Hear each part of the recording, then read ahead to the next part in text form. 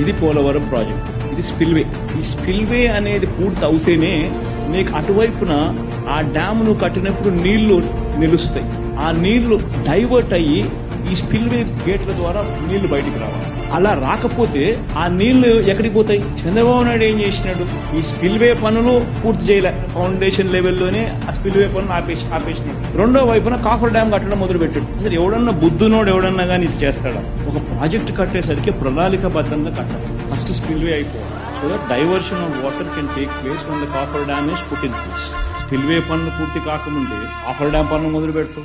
2400 మీటర్ల విస్తీర్ణం ఉన్న గోదావరి నది కేవలం ఈ చిన్న చిన్న గ్యాపుల నుంచి నీళ్లు ప్రవహించాల్సి వచ్చింది. ఎందుకంటే మిగతా చోట కాఫర్ డ్యామ్ అడ్డం ఉంది, స్పిల్వే పనులు కాల. సో ఆ 2 గ్యాపుల నుంచి నది పోవాల్సి వచ్చింది. సో ఆ గ్యాపుల్లో మాత్రమే నది పోయేసరికి ఏమైంది? వెలాసిటీ పెరుగుతుంది. వెలాసిటీ పెరిగితే ఏమవుతుంది?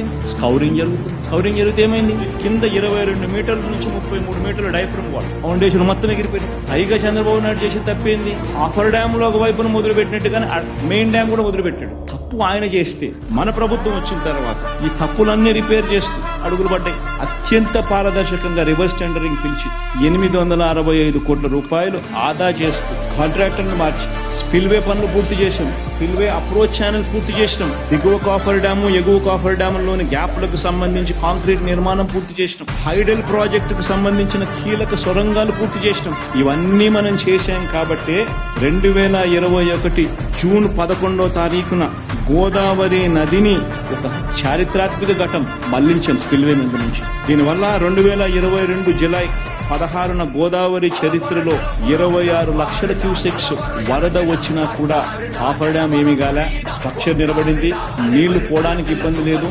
స్పిల్వే గుండా నీళ్ళన్నీ కూడా